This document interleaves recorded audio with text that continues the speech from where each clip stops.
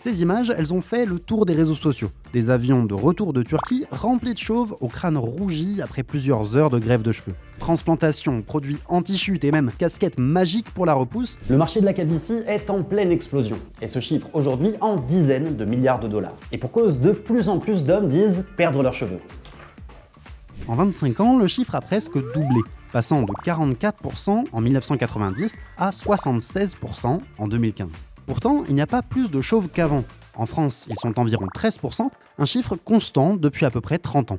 Des chauves, il y en a toujours eu, mais c'est seulement depuis les années 90 qu'on parle vraiment de maladie. Et ça, on le doit notamment aux industriels du cheveu qui, pour étendre leur marché, ont répandu une véritable angoisse de la calvitie. Mais alors, pourquoi est-ce qu'on perd nos cheveux et est-ce que c'est une fatalité? Futurs chauves ou anciens dégarnis, dans cette vidéo, on débunk la calvitie. Chauve qui peut. Pour comprendre pourquoi les cheveux tombent, il faut d'abord comprendre comment ils poussent. Le cheveu naît dans un follicule pileux.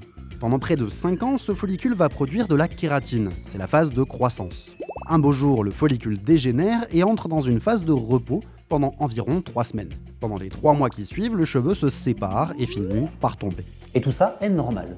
Ce cycle, c'est le cycle pileux et au cours d'une vie, il va se renouveler entre 25 et 30 fois. Mais après ça, c'est fini, le cheveu ne repousse plus. C'est déjà bien, parce que 30 fois ou 25 fois 5 ans, ça vous fait des cheveux normalement jusqu'à 120 ans. Il faut espérer rester jusque-là. 120 ans, c'est sur le papier. Parce que si un cycle dure en moyenne 5 ans, chez certains, c'est beaucoup plus court. Ça, c'est dû à la testostérone et on le sait depuis les années 40. James Hamilton est chercheur à l'université de Yale, un passionné de la calvitie. Avec son collègue Norwood, il va établir une échelle de la calvasse qu'on utilise encore de nos jours. Mais surtout, en 1942, il publie cette étude dans laquelle il raconte l'expérience qu'il vient de mener au Winfield State Training School. Pendant plusieurs années, il étudie 104 pensionnaires de cet asile d'État pour la jeunesse idiote et imbécile. Dans ce centre pour jeunes déviants, on a un traitement plutôt radical, la castration. Et le docteur Hamilton, il va se rendre compte d'un truc. Plus les pensionnaires ont été castrés jeunes, moins ils perdent leurs cheveux. Il prend l'exemple de cette famille, dans laquelle la quasi-totalité des hommes adultes sont chauves. Mais pas les 2 plus jeunes fils, ici au second plan, qui sont des anciens pensionnaires du centre. Conclusion du docteur, pas de testicules, pas de calvitie. Et pour valider son hypothèse, il va injecter de la testostérone à plusieurs anciens pensionnaires. Et là, bingo, la calvitie apparaît. Cette étude a permis de faire le lien entre testostérone et chute des cheveux. Ce qui nous amène à notre première idée reçue. Je suis chauve, j'ai énormément de testostérone. C'est faux. La calvitie est liée à la testostérone, mais dans la population courante, c'est pas dû à un excès. Par contre, ceux qui, pour avoir des gros muscles, vont prendre de la testostérone et qui sont pas vraiment dégarnis, risquent de devenir, parce qu'ils ont quand même une hérédité qui va s'exprimer dès qu'on dépasse un certain niveau de testostérone. La preuve, les femmes qui produisent 10 fois moins de testostérone que les hommes sont aussi sujettes à la calvitie. Et même si la perte totale des cheveux est rare, c'est près de 40% des femmes qui sont concernées. En fait, ce qui va précipiter la chute des cheveux, c'est la DHT, une hormone dérivée de la testostérone qui va avoir pour effet de rétrécir les follicules pileux. Les cheveux vont devenir plus fins et tomber plus rapidement.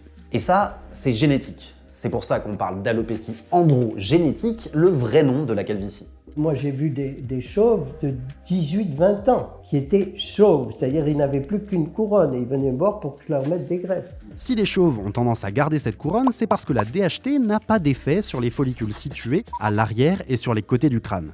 Idée reçue numéro 2. Je suis chauve et apparemment ça vient du côté de ma mère. C'est faux. En fait, selon certaines études, une grande partie des gènes responsables de la calvitie sont localisés sur le chromosome X, transmis chez les hommes par la mère. Mais l'hérédité peut aussi être transmise par le père ou par le père et la mère. Idée reçue numéro 3. J'ai beaucoup plus de barbe que les autres. C'est vrai. Parce qu'ironiquement, la DHT, elle est aussi responsable de la croissance de la barbe et des poils, ce qui explique que les chauves soient parfois de grands poilus. La calvitie, c'est naturel. Et ça n'a pas toujours été mal vu.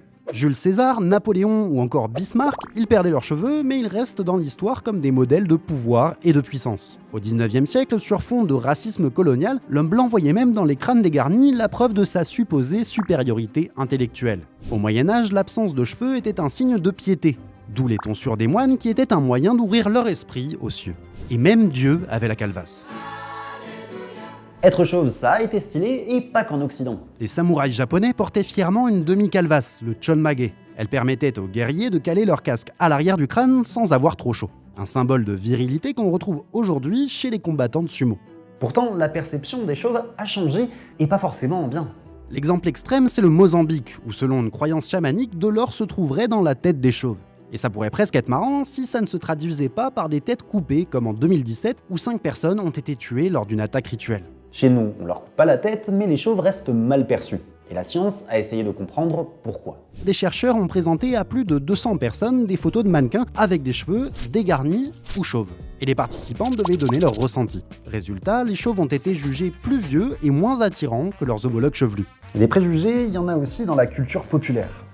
Si on prend le top 10 des meilleurs méchants dans des films, ils sont presque systématiquement atteints d'alopécie androgénétique.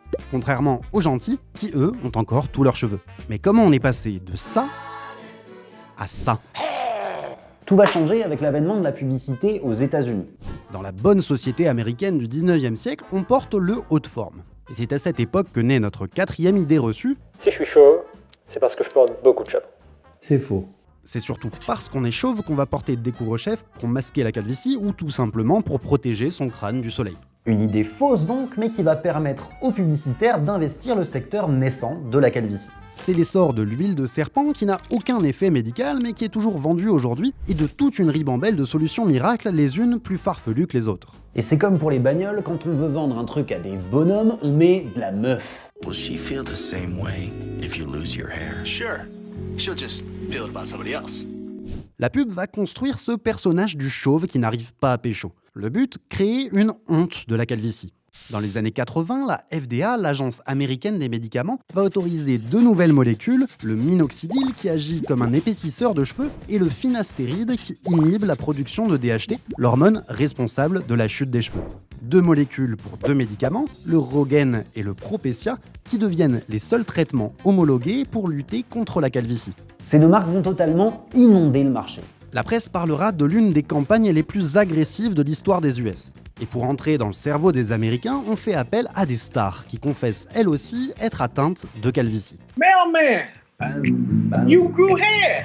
That's right. Couldn't have done it without my Rogaine. Ces campagnes vont réussir à médicaliser la calvitie. On ne parle plus de cosmétiques, mais de symptômes et de traitements. L'idée, c'est que les hommes se disent « Oh putain, je perds mes cheveux, je suis malade ». Et on va même jusqu'à leur fournir une liste de docteurs recommandés. Call now for your free information kit. Hairlines among men will mature over time. However, these adverts, when they're encouraging self-evaluation, are kind of encouraging you to panic, to see a little bit of hair loss, even if it's not there, and they think, I'm bold, my life's going to be over, I better buy this product. And they're being told to be insistent and to say to their doctor, I need this, you must prescribe it. Et ça marche. Entre 1989 et 1991, les ventes de Rogaine augmentent de 250%. L'essayer, c'est l'adopter. Alors pas parce que ses effets sont fous, ils sont même assez limités, mais parce que le minoxidil, c'est un traitement à vie. Une partie de ses cheveux tombera avec l'arrêt du minoxidil. Le minoxidil reste quand même la moins controversée des 2 molécules. L'autre option, c'est le finastéride, un traitement hormonal qui a pour but d'inhiber la production de DHT. Problème, ses effets secondaires. Fatigue, douleurs musculaires, acouphènes, dysfonction érectile ou encore dépression sévère. Une molécule qui, en 2018, faisait encore l'objet d'1,6 million de prescriptions. Plutôt ironique pour une promesse de vitalité et de confiance en soi. I myself have used finasteride in the past and I use it currently. It's really hard to talk about, I think, because these men are really debilitated. La fondation du syndrome post-finastéride a recensé 101 suicides pouvant être reliés à l'administration de cette molécule. Ces effets secondaires, ils ont valu au laboratoire Merck, qui commercialise le finastéride, d'être attaqué en justice en 2015. I want to warn other men who might be considering Propecia that this drug is extremely dangerous and it's not what Merck said it was. Et à en croire cette enquête de Reuters, le laboratoire était bel et bien conscient de ces risques, comme en témoignent les correspondances internes d'un des responsables de l'entreprise. Bref, peut-être qu'à ce stade, vous vous dites que la meilleure option, c'est la greffe de cheveux. Ou comme on dit dans le milieu, les vacances en Turquie. Le principe, récupérer un par un les follicules à l'arrière et sur les côtés du crâne pour les réimplanter sur le devant. Et comme ces cheveux sont insensibles à la DHT, ils sont protégés contre l'alopécie. Quand on va les mettre sur le cuir chevelu, ou si on vous le met sur la pointe du nez, ils vont continuer à pousser comme s'ils étaient restés sur l'arrière. Depuis plusieurs années, Istanbul est devenu l'Eldorado des chauves. La raison, des chirurgiens renommés, mais aussi des prix 2 à 3 fois inférieurs à la France. Une attractivité qui a modelé une filière de tourisme médical avec des voyages all-inclusive, avions, hôtels, opérations, entre 3 et 5 000 euros. Des prix relativement bas qui attirent une clientèle de plus en plus jeune. Et ça ne concerne pas que les hommes.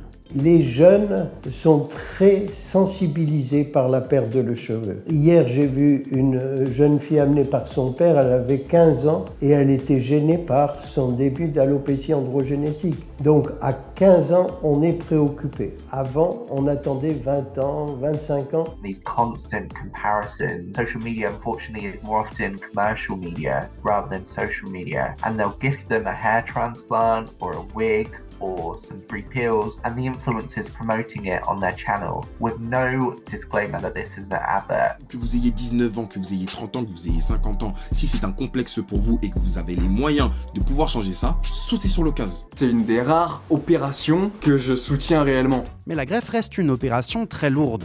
Et pour avoir les meilleurs résultats possibles, les médecins prescrivent du minoxidil qui, on le rappelle, est un traitement à vie.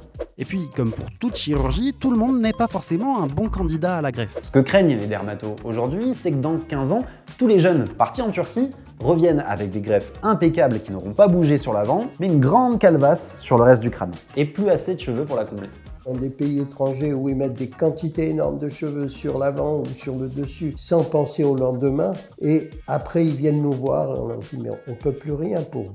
Bref, vous l'aurez compris, il n'y a pas de solution miracle à la calvitie. Alors si vous avez peur d'être chauve, avant de céder aux sirènes d'Istanbul, parlez-en à un médecin. Mais surtout, rappelez-vous que c'est normal de perdre ses cheveux. Il y en a même à qui ça a plutôt bien réussi.